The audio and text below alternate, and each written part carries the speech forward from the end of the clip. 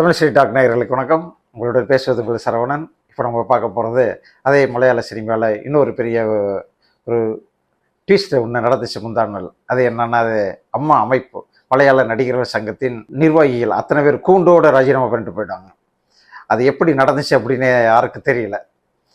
ஏன்னா இந்த சம்பவம் ஆரம்பித்த உடனேயே மோகன்லால் ஏதோ ஒரு விஷயத்துக்காக சென்னைக்கு வந்தவர். இன்னும் இப்போ வரைக்கும் சென்னையில் தான் இருக்கார். கேரளா திரும்பலை.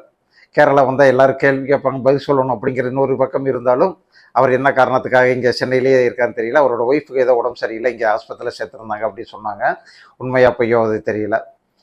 இப்போ அவர் வீடியோ கான்ஃபரன்ஸ் காலில் எல்லா நிர்வாகிகளையும் கூப்பிட்டு வச்சு என்ன செய்யலாம் அப்படின்னு பேசியிருக்காரு. நான் முதல்ல பொதுச் செயலாளரான சித்திக் ரிஜெக்ட் பண்ணிட்டார். அடுத்து பாபுராஜ் மேலே ரேப் கேஸே வந்துருச்சு. பாபுராஜ் துணைத் தலைவர், ஓகே. அடுத்து ஜெயசூர்யா, அவர் சங்கத்தில் உறுப்பினர், அவர் நிர்வாக குழுவில் இருக்கார். அவர் மேலேயும் மிகப்பெரிய கம்ப்ளைண்ட்டு. Okay, 3 wicket out. இப்போ கூடுதலாக இருக்கிறவங்கள வச்சு நான் நடத்தணும். ஆனால் மோகன்லாலுக்கு கிடைத்த தகவலின்படி அவர் மேலேயே ஒரு கம்ப்ளைண்ட்டு அந்த சொல்லியிருக்காங்க. ஹேமா கமிட்டி அறிக்கையில் அவர் பேர் இருக்குது அப்படிங்கிறது ரகசியமாக அவருக்கு யாரோ சொல்லியிருக்காங்க போல இருக்குது. இப்போ அதனால தான் இந்த அறிக்கையை வெளியில் விடாமல் 5 வருஷமாக இழுத்து பிடிச்சி உட்கார வச்சுருக்காங்க. தன்னுடைய செல்வாக்கை பயன்படுத்தி தான் அது மோகன்லால் தான் இதை செஞ்சுருக்காரு அப்படின்னு சொல்லி மலையாள பத்திரிகைகள் அத்தனை பேரும் இன்றைக்கி வரைக்கும் எழுதிக்கிட்டு இருக்காங்க. அது உண்மையாக பொய்யோ, நான் அந்த உண்மையான முழு அறிக்கையும் வெளியானால் நிச்சயமாக மோகன்லால் பேர் இருக்கா இல்லையான்னு தெரிஞ்சிடும். ஆனாலும் மோகன்லாலுக்கு இந்த செயல் நம்ம அமைப்பு ஒட்டுமொத்தமாக ராஜினாமா செய்யலாம் அப்படின்னு சொன்னது தன்னை காப்பாற்றிக் கொள்வதற்காக அவர் செஞ்ச செயல் அப்படின்னு சொல்லி வெளியில் பேசப்படுது. ஆனால் இந்த மொத்தமாக ராஜினாமா பண்ணிடுவோம் அப்படிங்கிறத அங்கே நிர்வாகக்குழுவில் இருந்தவங்களே எதிர்த்துருக்காங்க. ஏன் பொருளாளர் டொவினோ தாமஸே வேணாம் அப்படின்ட்டு இருக்காரு. அதே சமயம் சரியு, அனன்யா, வினுமோகன் அப்படின்ற 3 பெண் உறுப்பினர்களும் வேணாம் சார் அப்படி சொல்லியிருக்காங்க. ஆனால் மோகன்லால் முடியாது அப்படின்றாரு. மொத்தமாக ரிசைன் பண்ணிடுவோம், நம்மளை தான் டார்ச்சர் பண்ணுறாங்க, நம்மளை தான் கார்னர் பண்ணுறாங்க, நம்ம எதுவும் நடவடிக்கை எடுக்கலை அப்படின்றாங்க. நம்ம ராஜினாமா பண்ணிவிட்டு பொதுக்குழுவில் அடுத்த டீமை உருவாக்குவோம், அந்த டீமில் நீங்கள் சேர்றதா இருந்தால் சேர்ந்துக்கோங்க, எங்களுக்கு எந்த ஆட்சேபனை இல்லை அப்படி சொல்லி அவர் சொல்லிட்டாராம். இப்போ அடுத்த டீமில் நம்ம சேர்றதா இருந்தால் அவங்க சேரலாமே அப்படிங்கிறதுக்காக அவங்களுக்கு வேறு வழி இல்லாமல் லாலேட்டனே சொல்கிறாரு, நம்ம என்ன செய்ய முடியும்னு சொல்லி மொத்தமாக ரிசைன் பண்ணிட்டாங்க. ஆனாலும் இப்போ அந்த ரிசைன் பண்ணது தப்பு அப்படி சொல்லி அதுக்கே அடுத்த சண்டை ஆரம்பிச்சிருச்சு. பிரபல இயக்குனர் வினயன் இவர் தான் வினயம் செஞ்சதுனால தான் மலையாள சினிமா தொழிலாளர் சங்கத்துக்கு 2 பிரித்து அவர் ஒரு தனி டீம் உருவாக்கிட்டு போயிட்டார் வினயன்.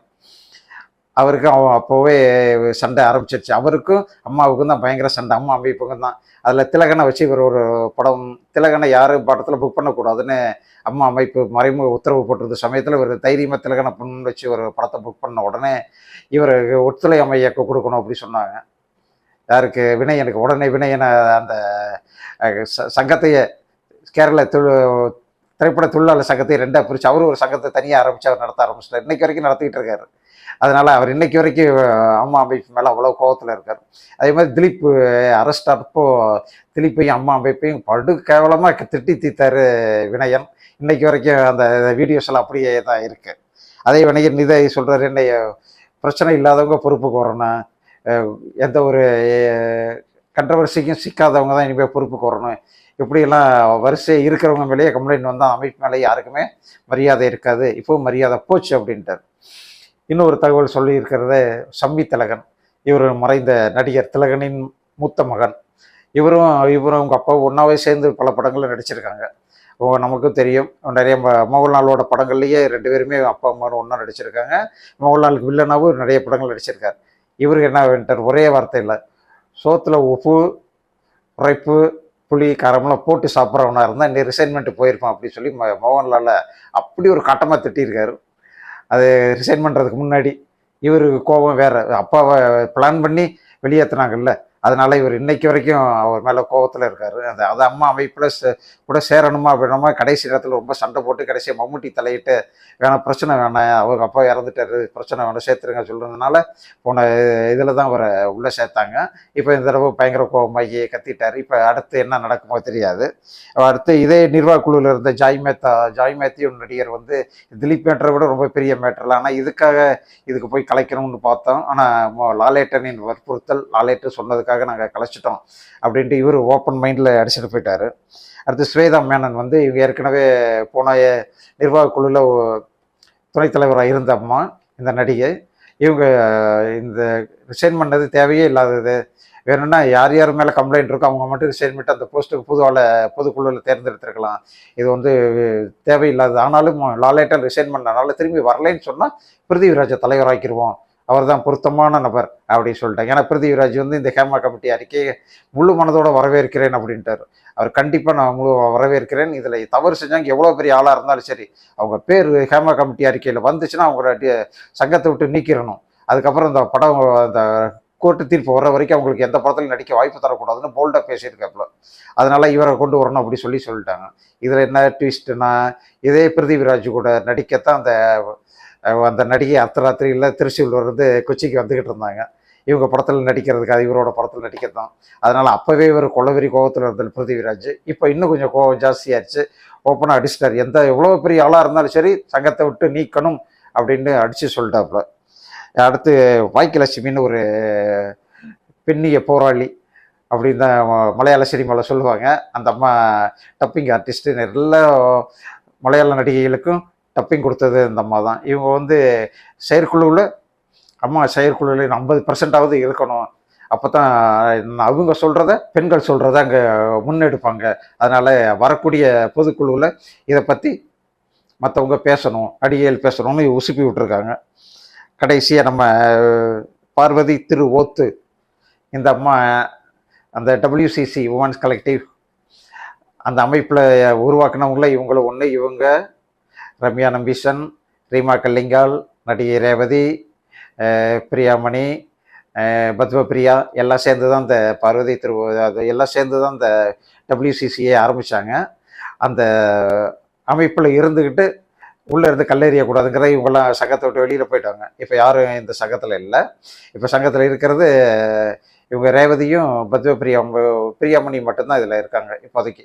மற்றவங்களாம் ரிசைன்மெண்ட்டு போயிட்டாங்க. இப்போ ரேவதி என்ன சொல்கிறாங்க, இது மிகப்பெரிய அச்சீவ்மெண்ட், எங்களுக்கு கிடைச்ச மிகப்பெரிய அச்சீவ்மெண்ட், கண்டிப்பாக யார் யார் பாதிக்கப்பட்டாங்களோ அவங்க கண்டிப்பாக வெளியில் சொல்லிடணும், எதையும் விடக்கூடாது, இந்த சமயத்தை நம்ம விட்டோம்னா நமக்கு வேறு சமயமே கிடைக்காது, அதனால் அது யாராக இருந்தாலும் சொல்லிடணும் அப்படின்னு இந்த ரேவதி பேட்டி கொடுத்துட்டாங்க.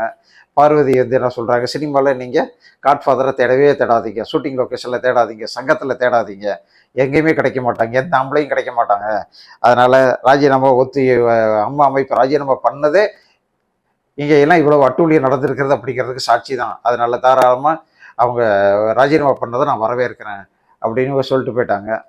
ஆக ஹேமா கமிட்டி அறிக்கை வந்து அந்த சாதாரண ஒரே அறிக்கையை நினச்சாங்க, ஆனால் இவ்வளவு பூகம்பத்தை கொடுக்கும்னு சினிமாக்காரங்களே நினைக்கல.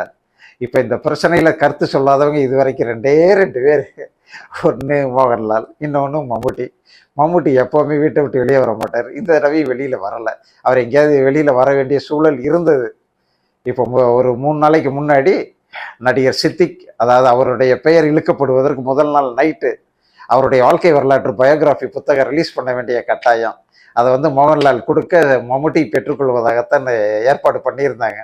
ஆனால் இந்த ஹேமா கமிட்டி அறிக்கையை பார்த்த உடனேயே ஐயா சாமி நான் வரலைன்னு சொல்லிட்டு மோகன்லால் சென்னையில் இங்கே ஹால்ட் ஆகிட்டார். மம்முட்டி வீட்டை விட்டு வெளியே வரல, நானும் வரலப்பா, நீங்களே வச்சு நடத்திக்கிங்கம்மா சொல்ல கடைசியாக சித்திக்கோட வாழ்க்கை வரலாறை வந்து அவருடைய நெருங்கிய நண்பர்கள் வெளியிட ரொம்ப குறைவான சினிமாக்காரங்களோடு சேர்த்து நடத்தி முடிச்சிட்டாங்க. ஆனால் மறுநாள் காலையில் தான் பூகம்பம் வெடிச்சது. அந்த ரேவதி சம்பத்ன்ற பொண்ணு படார்னு பேசி தீர்த்துருச்சு. அவருடைய சந்தோஷம் ஒரு 12 மணி நேரம் கூட தாங்கலை, சித்திக்கோட சந்தோஷம், அவருக்கு அதை முடிஞ்சிச்சு. ஆக மொத்தம் அந்த ஹேமா கமிட்டி அறிக்கை வந்து உண்மையாக மலையாள சினிமாவை ஒரு புனரமைப்பு செய்வதற்காக வந்திருக்குன்னே நம்ம எடுத்துக்கலாம். இப்போது அடுத்தடுத்த விக்கெட்டுகள் விழுந்து கொண்டு இருப்பது, நாளைக்கு யார் யார் பேர் சொல்ல போகிறாங்க அப்படின்னு தெரியல. அதே சமயம் அம்மா அமைப்பும் மிகப்பெரிய சிக்கலில் மாட்டியிருக்கு. ஏன்னா உள்ளே இருக்கிறவங்களும் நடிகைகள், உள்ளே இருந்துக்கிட்டே தங்களுடைய சக நடிகைகளையும் பாதுகாக்கணும், அவங்களுக்கு வேண்டிய நல்லதையும் செய்யணும். அதே சமயம் இத்தனை நாளில் தங்களுடைய தோள் மேலே கை போட்டு பழகின ஆண்களையும் அரவணைக்கணும், அவங்களையும் காப்பாற்றணும். என்ன தான் செய்கிறது அப்படின்னு அவங்களுக்கு புரியல. அதனால தான் மம்முட்டி மோகன்லால் எதுவும் பேச முடியாத நிலைமையில் இருக்காங்க. ஏன்னா சித்திக்கெல்லாம் அவங்கள 2 பேர்த்துக்கு அவ்வளோ க்ளோஸ் ஃப்ரெண்டு. அவங்க மம்முட்டி மோகன்லால் படத்தில் சித்திக்கு இல்லாமல் கிடையவே கிடையாது. ஒரு படம் கூட சித்திக்கு இல்லாமல் இருக்காது. ஏதாவது ஒரு சின்ன கேரக்டராவது அவர் கொடுத்துருவாங்க. அந்த அளவுக்கு அவர் கொடுத்து அவர் மேலே ஒரு மரியாதை வச்சதை அவ்வளோ க்ளோஸ் ஃப்ரெண்டாக வச்சுருந்தாங்க. இப்போ அவரை வந்து இப்படி குற்றவாளியாக்கி பேசினா அவங்கள எப்படி ஒரே நிமிஷத்தில் 45 வருஷம் 50 வருஷம் ஃப்ரெண்டை தூக்கி போட முடியுமா? அதனால் அவங்க 2 பேருமே யோசிக்க வேண்டிய கட்டாயம். இப்போ பாபுராஜ் பாவம் இப்போ அவர் தனிக்கட்டையாக உட்காந்து அவர் சமாளிச்சுக்கிட்டு இருக்கார். நான் ரேப் பண்ணலையா, சத்தியமாக பண்ணலை, நான் அந்த வீட்டுக்கே 2 வருஷம் கழிச்சு தான் குடி போனேன், அந்த அம்மா சொல்கிற வருஷம் நான் ஆளுவாலையே குடி வரல, நான் 3 தான் குடியிருந்தேன், வேணும்னா நீங்கள் என்னோடய பழைய ரெக்கார்டெல்லாம் எடுத்து பாருங்கள், எனக்கு அந்த 3 தான் நான் ஓட்டெல்லாம் போட்டேன், நீங்கள் அந்த ரெக்கார்டு கூட எடுத்து பாருங்க அப்படின்னு சொல்லி அவர் புலம்பிகிட்டு இருக்கார். ஆனாலும் புலம்புல கேட்க ஆள் இல்லை. ஏன்னா இந்த பெரிய பெரிய கையில் அடிபட்டு போகும்போது அவர்கிட்ட பேசி என்ன பிரயோஜனம்? இப்போ அவரும் ஆஃப் ஆகிருக்காரு. இப்போ நாளைக்கு காலையில் எல்லாரும் முன்ஜாமீன் கேட்டு மனு தாக்கல் பண்ணும்போது அடுத்த டிஸ்ட்டுகள் எல்லாம் ஆரம்பிக்கும் அப்படின்னு நினைக்கிறோம். பார்ப்போம் இது என்ன நடக்குதுன்னு. நன்றி, வணக்கம்.